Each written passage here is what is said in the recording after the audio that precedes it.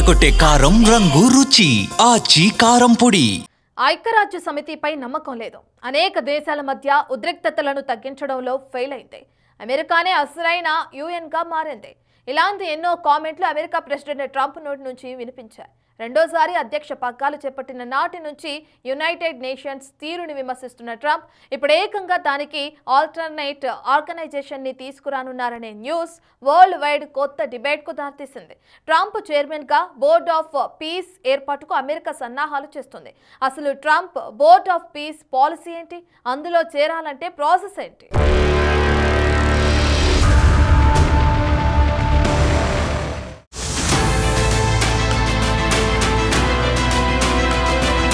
ఐక్యరాజ్య సమితి స్థానంలో మరో ప్రత్యామ్నాయ శక్తి.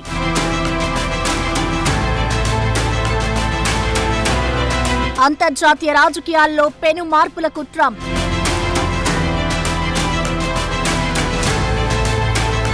బోర్డ్ ఆఫ్ పీస్ ఇప్పుడు ప్రపంచ వ్యాప్తంగా చర్చనీయాంశమవుతున్న అంశం. దశాబ్దాలుగా ప్రపంచ శాంతిని కాపాడడంలో ఐక్యరాజ్య సమితి విఫలమైందని అమెరికా ప్రెసిడెంట్ ట్రంప్ చాలా రోజులుగా విమర్శిస్తున్నారు. ముఖ్యంగా రష్యా ఉక్రెయిన్ యుద్ధం, మిడిల్ ఈస్ట్ సంక్షోభం లాంటి కీలక విషయాల్లో యుఎన్ కేవలం ఒక చర్చా వేదికగా మిగిలిపోయిందని ఆయన భావిస్తున్నారు. అంతేకాదు, అమెరికా ఇచ్చే భారీ నిధులతో నడుస్తూ అమెరికా ప్రయోజనాలకే విఘాతం కలిగించేలా కొన్ని నిర్ణయాలు ఉండడాన్ని ట్రంప్ అస్సలు జీర్ణించుకోలేకపోతున్నారు. ఈ క్రమంలో అమెరికా ఫస్ట్ పాలసీలో భాగంగా తనదైన శైలిలో శాంతిని నెలకొల్పేందుకు బోర్డ్ ఆఫ్ పీస్ అనే ప్రతిపాదన తెరపైకి వచ్చింది.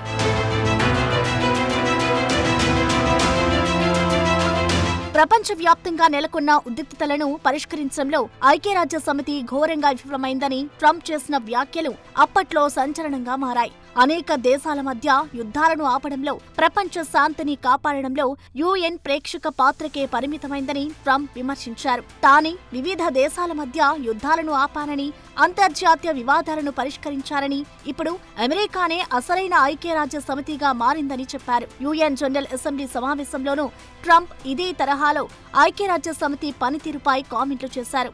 ఐక్యరాజ్య సమితికి పెద్ద మొత్తంలో నిధులు అందించే దేశం అమెరికానే.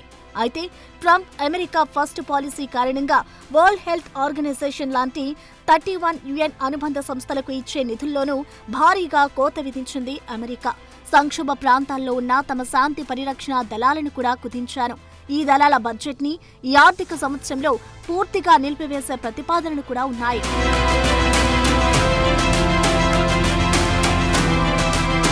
మరోవైపు ఇజ్రాయెల్ కూడా ఐక్యరాజ్య సమితిని తీవ్రంగా వ్యతిరేకిస్తోంది. యుఎన్ సంస్థలు తమ పట్ల వివక్ష చూపిస్తున్నాయని ఇజ్రాయెల్ ఆరోపిస్తోంది. ఇదే నెలలో ఐక్యరాజ్య సమితికి చెందిన 3 ముఖ్యమైన విభాగాలతో ఆ దేశం సంబంధాలు తెంచుకుంది. పాలస్తీనా శరణార్థుల కోసం పనిచేసే యుఎన్ఆర్డబ్ల్యూఏ సంస్థలో హమాస్ ఉగ్రవాదులు ఉన్నారని ఆరోపిస్తూ ఆ సంస్థను ఇజ్రాయెల్ నిషేధించింది. అంతేకాదు, యుఎన్ ఇచ్చే రిపోర్టులు ఏకపక్షంగా ఉంటున్నాయని, తమ దేశంపై జరిగిన దాడులను ఐక్యరాజ్య సమితి సరిగ్గా ఖండించలేదని ఇజ్రాయెల్ ప్రధాని నేతన్యాహుతో పాటు ఇతర నాయకులు కూడా విమర్శిస్తున్నారు. ఈ పరిస్థితుల్లో యునైటెడ్ నేషన్స్ కి ప్రత్యామ్నాయంగా కొత్త సంస్థను తీసుకొచ్చే ఆలోచనలో ఉన్నారు ప్రెసిడెంట్ ట్రంప్. అదే బోర్డ్ ఆఫ్ పీస్.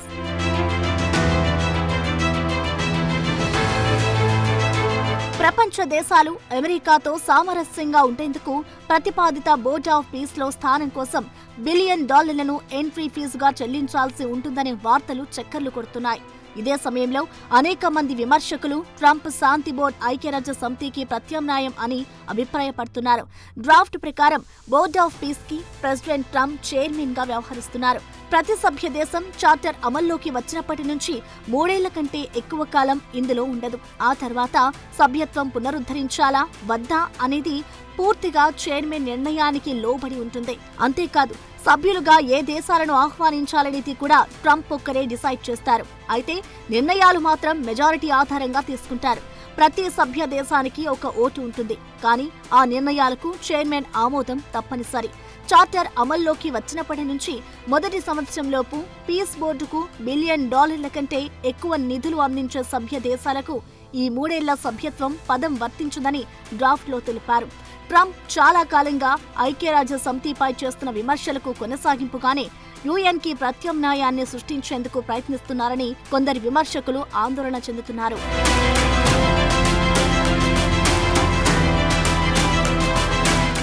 మధ్య స్థిరత్వాన్ని ప్రోత్సహించేందుకు, నమ్మకమైన చట్టబద్ధమైన పాలనని పునరుద్ధరించేందుకు, ఉద్రిక్తతలు, వివాదాలు, విధ్వంసానికి గురైన ప్రాంతాల్లో శాశ్వతమైన శాంతిని నెలకొల్పేందుకు ప్రయత్నించే అంతర్జాతీయ సంస్థగా బోర్డ్ ఆఫ్ పీస్ పనిచేయబోతోంది. 3 సభ్య దేశాలు చార్టర్కు అంగీకరించిన తర్వాత ఇది అధికారమవుతోంది. అయితే వైట్ హౌస్ మాత్రం ఈ రిపోర్ట్ను తప్పని చెప్పింది. బోర్డ్ ఆఫ్ పీస్లో చేరేందుకు కనీస సభ్యత్వ రుసుము లేదని స్పష్టం చేసింది. ఇది శాంతి, భద్రత, ప్రాంత శ్రేయస్సు పట్ల నిబద్ధత ప్రదర్శించే భాగస్వామ్య దేశాలకు శాశ్వత సభ్యత్వాన్ని ఇస్తుందని వైట్ హౌస్ సోషల్ మీడియాలో పోస్ట్ చేసింది. ట్రంప్ ఆలోచనల ప్రకారం బోర్డ్ ఆఫ్ పీస్ సాంప్రదాయ దౌత్య మార్గాలకు భిన్నంగా వ్యాపార ధోరణి కలిగిన శాంతి ఒప్పందాలపై ఆధారపడి ఉండనుంది. సుదీర్ఘ చర్చలు, తీర్మానాలు లేకుండా వివాదంలో ఉన్న దేశాల అధినేతలతో ట్రంప్ నేరుగా చర్చలు జరిపి ఒప్పందాలు కుదుర్చుకుంటారు. యుద్ధాల వల్ల కలిగే నష్టం కంటే శాంతి వల్ల కలిగే ఆర్థిక లాభాలను దేశాలకు వివరించడమే ఈ బోర్డు ప్రధాన విధి.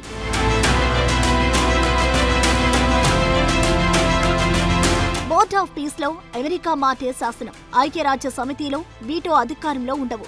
పీస్ బోర్డుకు ట్రంప్ చైర్మన్ గా వ్యవహరిస్తూ నిర్ణయాధికారాన్ని తన చేతుల్లోనే ఉంచుకుంటారు. ఈ పీస్ బోర్డులో సభ్యత్వం పొందేందుకు ఐక్యరాజ్య సమితిలో ఉన్నట్లు సుదీర్ఘ నియమ నిబంధనలు ఉండకపోవచ్చు. ఇందులో చేరాలనుకునే దేశాలకు ట్రంప్ కొన్ని కఠినమైన షరతులు విధించే అవకాశం ఉంది. రక్షణ కోసం అమెరికాపై ఆధారపడే దేశాలు ఖచ్చితంగా నిర్ణీత మొత్తంలో నిధులను బోర్డుకు చెల్లించాల్సి ఉంటుంది. బోర్డులో సభ్యత్వం కోరే దేశాలు అమెరికా వాణిజ్య ప్రయోజనాలకు విరుద్ధంగా వ్యవహరించకూడదు. అమెరికాతో నేరుగా ఒప్పందాలు చేసుకున్న దేశాలకే ఇందులో ప్రాధాన్యత ఉంటుంది. తమ ప్రాంతంలో ఉద్రిక్తతలు తగ్గించేందుకు అమెరికా సూచించిన ఆర్థిక, రాజకీయ సంస్కరణలు అమలు చేయడానికి కూడా సిద్ధంగా ఉండాల్సి ఉంటుందనే అభిప్రాయాలు వినిపిస్తున్నాయి.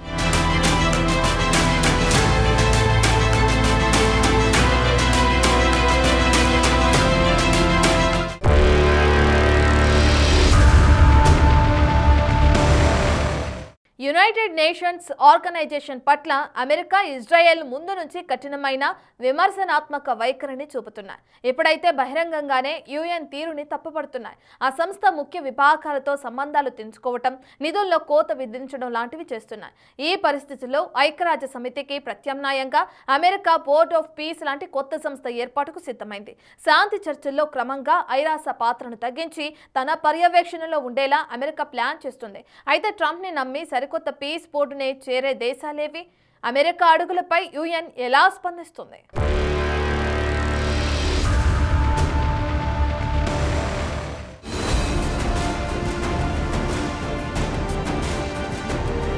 ఐక్యరాజ్య సమితికి ప్రత్యామ్నాయంగా అమెరికా బోర్డ్ ఆఫ్ పీస్ ని తీసుకొచ్చేందుకు ప్రయత్నిస్తోంది.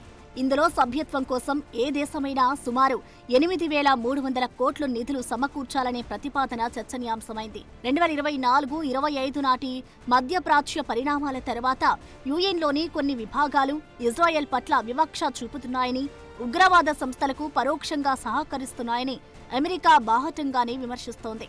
ఈ క్రమంలో అమెరికా బోర్డ్ ఆఫ్ పీస్ అనే సరికొత్త అంతర్జాతీయ వేదికను తెరపైకి తెచ్చింది.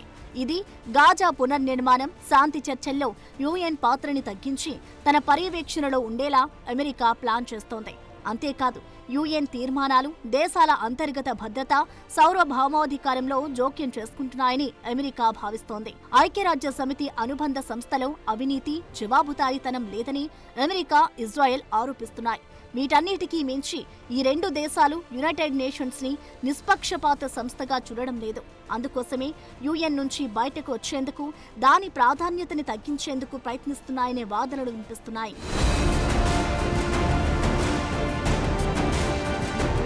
అయితే ట్రంప్ను నమ్మి పీస్ బోర్డులో చేరే దేశాలేవి అనేదే ఇప్పుడు ఇంట్రెస్టింగ్ పాయింట్.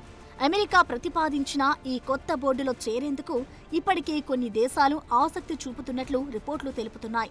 గాజా పునర్నిర్మాణంలో కీలక పాత్ర పోషించాలనుకుంటున్న United Arab Emirates, Qatar, Egypt లాంటి దేశాలు అమెరికాతో చేతులు కలిపే అవకాశం ఉంది.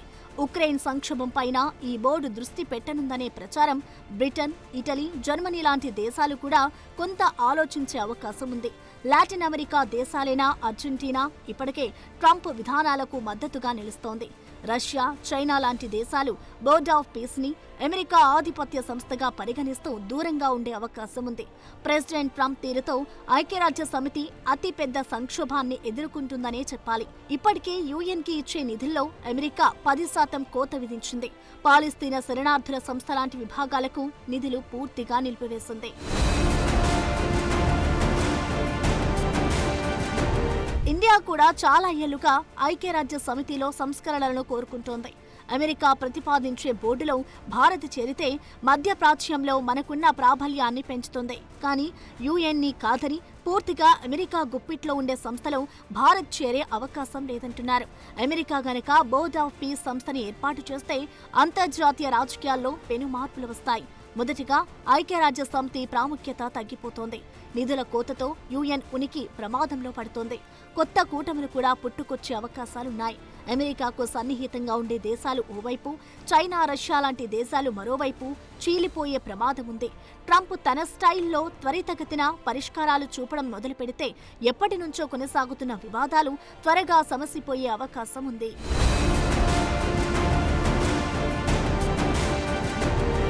అమెరికా బోర్డ్ ఆఫ్ పీస్ ద్వారా ప్రపంచ శాంతి చర్చలను వైట్ హౌస్ కు మార్చాలని చూస్తోంది. ఇది గనక విజయవంతమైతే రాబోయే రోజుల్లో ఐక్యరాజ్య సమితి ట్రంప్ చెప్పినట్లుగా కేవలం ఒక చర్చా వేదికగా మిగిలిపోతుంది. అసలు నిర్ణయాధికారాలన్నీ అమెరికా నేతృత్వంలోని బోర్డు చేతుల్లోకి వెళ్లే ప్రమాదం ఉంది. అగ్రరాజ్యం ప్రెసిడెంట్ డొనాల్డ్ ట్రంప్ ప్రతిపాదిస్తున్న బోర్డ్ ఆఫ్ పీస్ అనేది ఓ రకంగా గ్లోబల్ పోలీస్ వ్యవస్థను ప్రైవేటీకరించడం లాంటిదే. ఇది ప్రపంచంలో శాంతిని నెలకొల్పుతుందా, సరికొత్త ఆధిపత్య పోరాటాలకు దారి తీస్తుందా అన్నది కాలమే నిర్ణయించాలి. ఏదేమైనా ఐక్యరాజ్య సమితికి ప్రత్యామ్నాయం అనే డిబేట్ మాత్రం ప్రపంచ దేశాలను ఆలోచనలో పడేసింది.